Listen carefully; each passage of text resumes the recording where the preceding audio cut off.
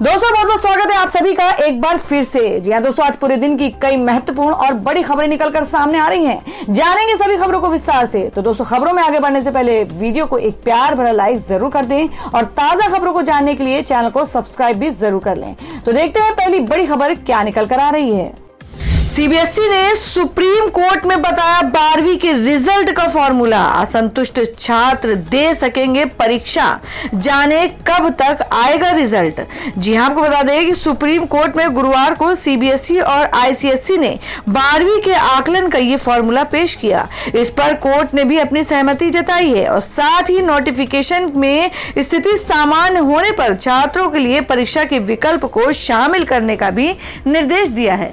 जी आपको बता दें 12वीं की बोर्ड परीक्षा रद्द होने के बाद सीबीएसई, केंद्रीय माध्यमिक शिक्षा बोर्ड और ISC, Indian certificate of secondary education ने गुरुवार को इसके आकलन का फॉर्मूला भी जारी कर दिया। इसके तहत 12वीं का रिजल्ट 10वीं, 11वीं और 12वीं के प्री बोर्ड तक के प्रदर्शन को आधार बनाकर तैयार किया जाएगा।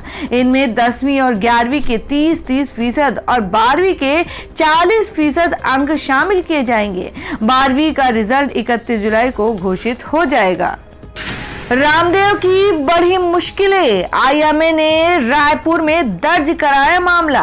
जी आपको बता दें कि योग गुरु रामदेव की मुश्किलें बढ़ने वाली हैं। डॉक्टरों के खिलाफ गैर जिम्मेदाराना बयान देने पर उनके खिलाफ छत्तीसगढ़ में एफआईआर दर्ज हुई है। छत्तीसगढ़ पुलिस अधिकारी ने गुरुवार को कहा कि रायपुर में पुलिस ने योग गुरु रामदेव के खिलाफ कोविड-19 के इलाज के लिए चिकित्सा बिरादरी द्वारा इस्तेमाल किया जा रही दवाओं के बारे में झूठी जानकारी फैलाने के आरोप में प्राथमिकी दर्ज की है। रायपुर के वरिष्ठ पुलिस अधीक्षक अजय यादव ने बताया कि भारतीय चिकित्सा संघ आईएमए की छत्तीसगढ़ इकाई की शिकायत के आधार पर बुधवार रात रामकृष्ण यादव उर्फ बाबा रामदेव के खिलाफ मामला दर्ज किया गया है। उन्होंने कहा कि रामदेव के खिलाफ धारा 188 लोक सेवक द्वारा विधिवत आदेश की अवज्ञा, 269 जीवन के लिए खतरनाक बीमारी के संक्रमण को फैलाने की लापरवाही से काम करना, 504 शांति भंग करने के इरादे से जानबूझकर अपमान और आपदा प्रबंधन अधिनियम की धारा 51, 52, 54 में मामला दर्ज किया गया है। और दोस्तों में अगली खबर है ओडिशा से, जिसमें आपको बता दें कि कोरोना काल में भी गरीब लोगों का पेट भरते रहे आहार केंद्र 2015 से लगातार दे रहे हैं सेवा। जी हम बात कर रहे हैं कि कोरोना के कारण ओडिशा में लगाए गए लॉकडाउन में सबसे अच्छी बात यह हुई कि इस दौरान आहार केंद्र खुले रहे, जिसके कारण गरीब जरूरतमंदों को समय पर भोजन मिलता रहा।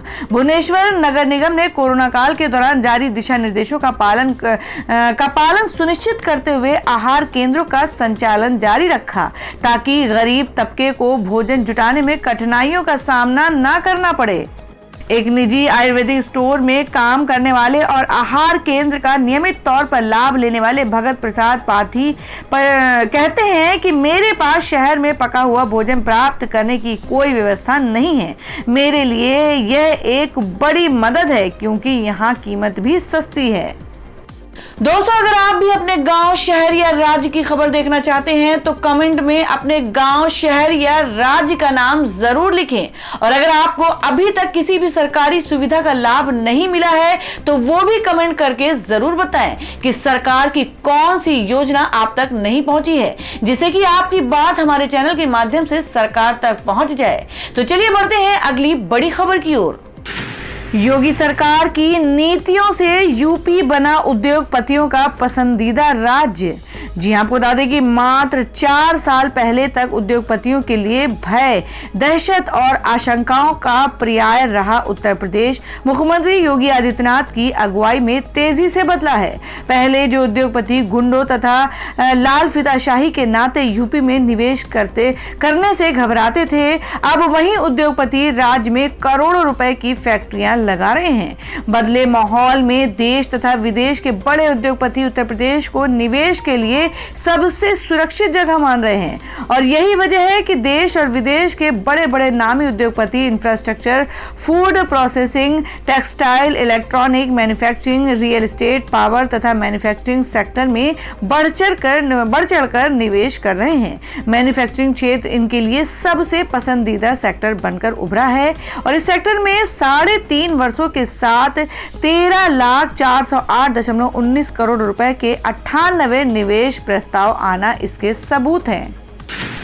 तमिलनाडु सीएम स्टालिन ने पीएम मोदी से की मुलाकात, सामने रखी 25 मांगे। जी आपको बता दें कि तमिलनाडु के मुख्यमंत्री एमके स्टालिन ने गुरुवार को दिल्ली में प्रधानमंत्री नरेंद्र मोदी से मुलाकात की और विभिन्न क्षेत्रों में तमिलनाडु के लिए 25 मांगों वाला एक ज्ञापन सौंपा और इन मांगों में मुख्य रूप से कोरोना वैक्सीन की आपूर्ति में इजाफा करना, मदुरै में नीट एग्जाम को समाप्त करना और एम्स अस्पताल के निर्माण में तेजी लाना प्रमुख थी।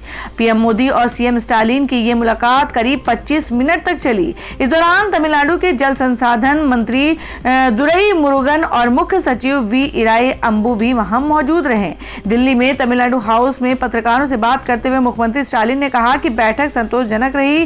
प्रधानमंत्री ने मुझे तमिलनाडु का मुख्यमंत्री बनने पर बधाई दी। उन्होंने आश्वासन दिया कि मैं तमिलनाडु की मांगों के संबंध में उनसे किसी भी समय संपर्क कर सकता हूं। वहीं बैठक के दौरान उठाए गए प्रमुख मुद्दे के बारे में जानकारी देते हुए बताया कि 3 कृषि कानूनों को वापस लेना, नीट और नई शिक्षा नीति को खत्म करने, चेंगलपट्टू कॉम्प्लेक्स में टीके का उत्पादन जल्द शुरू करना और सेतु समुद्रम परियोजना का पुनरुद्धार करने की मांग की गई है। हरियाणा गौशाला में लगेंगे सोलर प्लांट, सीएम बोले सभी जिलों में गायों के लिए अस्पताल भी खुले। जी आपको बता दें कि हरियाणा में गौशालाओं पर सोलर प्लांट लगाए जा रहे हैं जिससे कि वहां बिजली पानी की व्यवस्था हो सके। मुख्यमंत्री मनोहर लाल खट्टर ने बताया कि अब तक प्रदेश के 331 गौशालाओं में सोलर प्लांट लगाए जा चुके हैं और 229 गौशालाओं में लगाने की प्रक्रिया जारी है। मुख्यमंत्री ने कहा कि हादसों में घायल होने वाले व बेसहारा गौवंश के उपचार और देखभाल के लिए पशुपालन एवं डेयरी विभाग सभी जिलों में एक अस्पताल की व्यवस्था भी करे। मुख्यमंत्री ने ये बात हरियाणा गौ सेवा आयोग की समीक्षा बैठक में अधिकारियों को निर्देश देते वक्त कही है। राज्य के पशुपालन एवं डेयरी मंत्री जयप्रकाश दलाल एवं हरियाणा गौ सेवा आयोग के अध्यक्ष श्रवण कुमार गर्ग के ओर से कहा गया कि गौशालाओं में चारे पानी पर्याप्त व्यवस्था के प्रयास किए जा रहे हैं। वहीं मुख्यमंत्री मनोहर लाल ने कहा कि जिला स्तर पर किसी एक अस्पताल में गौ वंश के उपचार व देखभाल की समर्पित व्यवस्था होनी चाहिए। उन्होंने कहा कि यहां पर कम से कम 50 गौवंश को रखने की व्यवस्था होनी चाहिए। अगर ये व्यवस्था किसी अस्पताल में संभव ना हो तो आसपास एक गौशाला में भी यह अस्पताल स्थापित किया जाए जहां उपचार की व्यवस्था सरकारी पशु चिकित्सक की देखरेख में होगी। डीए बढ़ोतरी से पहले केंद्रीय कर्मचारियों का ट्रैवल अलाउंस को लेकर मिली खुशखबरी। जी आपको बता दें कि देश भर के केंद्रीय कर्मचारियों को लंबे वक्त से महंगाई भत्ते का इंतजार है। डीए बढ़ने का इंतजार कर रहे लाखों कर्मचारियों के लिए अच्छी खबर आई है। केंद्र सरकार ने डीए बढ़ोतरी का तोहफा देने से पहले कर्मचारियों को ट्रैवल अलाउंस के लिए क्लेम सबमिशन की डेडलाइन बढ़ा दी है। सरकार ने कर्मचारियों को ट्रैवल अलाउंस के क्लेम के लिए मियाद बढ़ा दी है और इस राहत के बाद रिटायरमेंट पर कर्मचारी 180 दिन में अपना ट्रैवल अलाउंस क्लेम कर सकेंगे। इसके बारे में वित्त मंत्रालय के एक्सपेंडिचर विभाग की ओर से जानकारी दी गई है और इस आदेश को 15 जून से लागू कर दिया गया है। आपको बता दें कि पहले ट्रैवल क्लेम के लिए मियाद 60 दिन की थी जिसे बढ़ाकर 180 दिन कर दिया गया है। हालांकि अभी भी ट्रांसफर और ट्रेनिंग के दौरान क्लेम सबमिशन के लिए डेडलाइन 60 दिन की ही रखी गई है। आपको बता दें कि गौतम अडानी नहीं रहे एशिया के नंबर 2 रईस। एक खबर से डूब गए 70,000 करोड़। जी हां, आपको बता दें कि भारत के अरबपतियों में शामिल गौतम अडानी को बड़ा झटका लगा है। एक रिपोर्ट के चलते अडानी की कुर्सी छिन गई। गुरुवार को अडानी की संपत्ति में बड़ी गिरावट आई और उनसे एशिया के दूसरे सबसे अमीर शख्स की कुर्सी छिन गई। एक खबर के चलते गौतम अडानी की संपत्ति 3 दिन में 70,000 करोड़ रुपए गिर गई। संपत्ति में आई इस गिरावट के बाद अडानी का ताज भी उनसे छिन गया।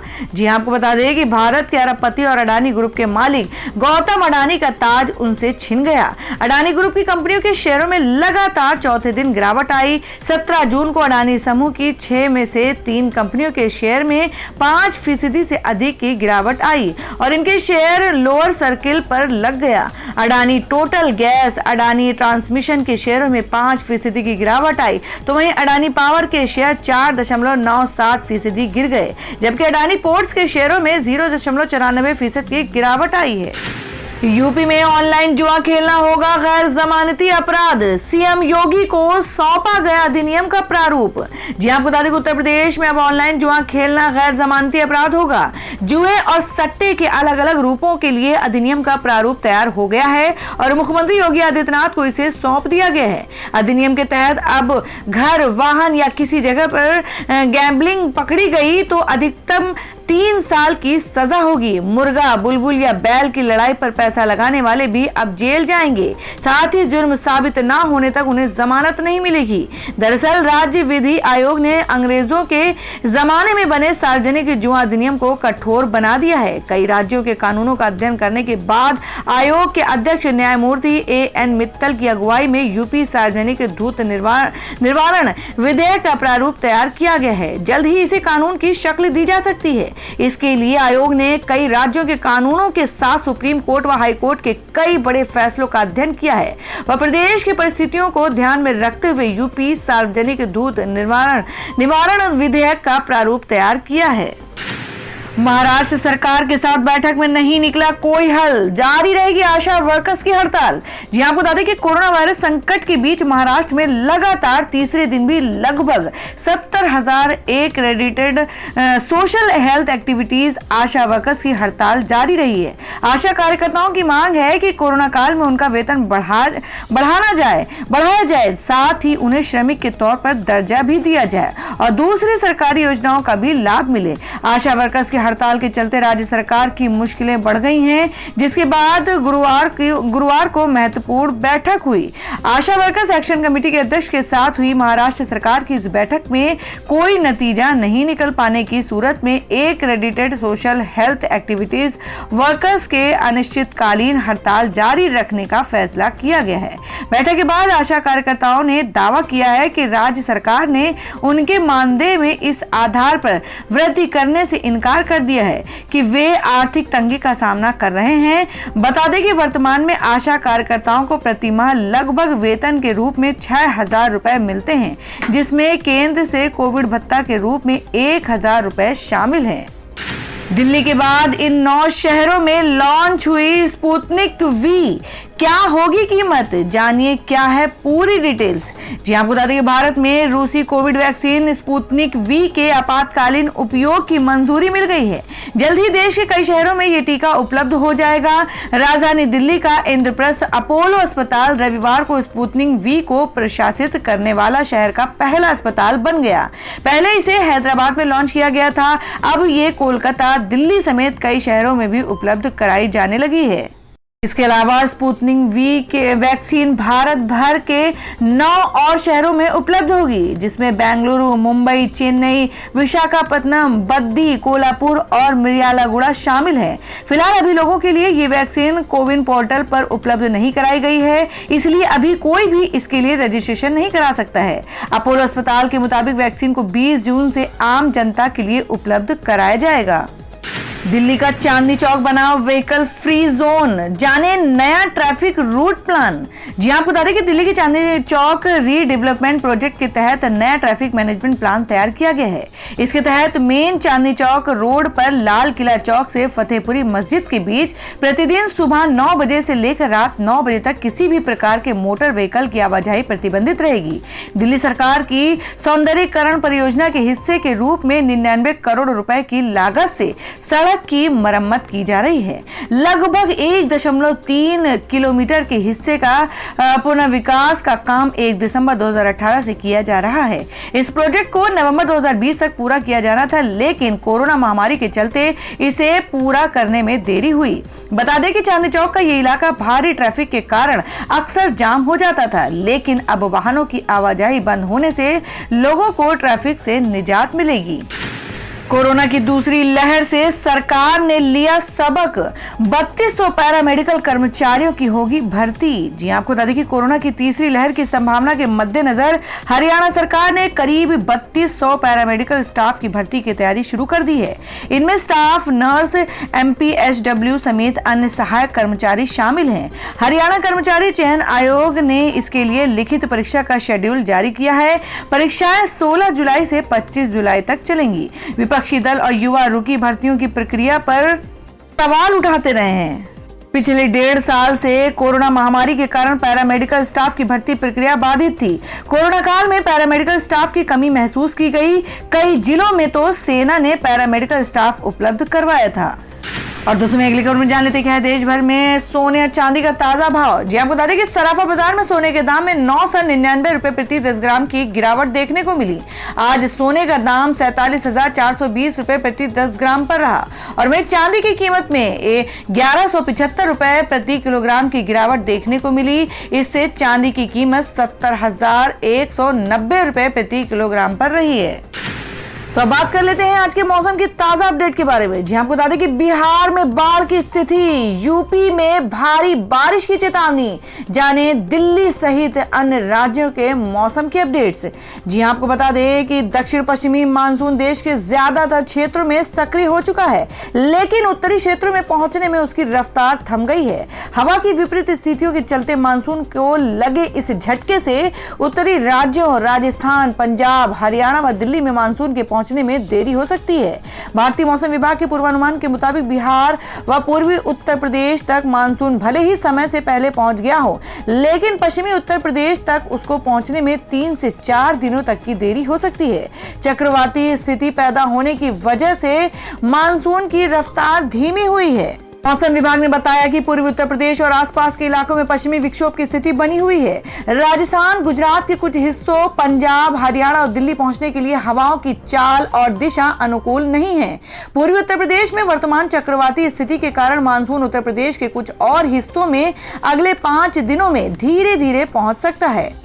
तो दोस्तों ये थी अब तक की सभी बड़ी खबरों की अपडेट्स। टुडे ब्रेकिंग न्यूज और लेटेस्ट खबरों को देखने के लिए हमारे चैनल को सब्सक्राइब जरूर कर लें, वीडियो को लाइक और शेयर भी जरूर कर दें अपने दोस्तों और रिलेटिव्स के साथ। तो दोस्तों फिर मिलेंगे काम की खबरों और सरकारी योजनाओं की एक और नई वीडियो के साथ। तब तक के लिए धन्यवाद दोस्तों।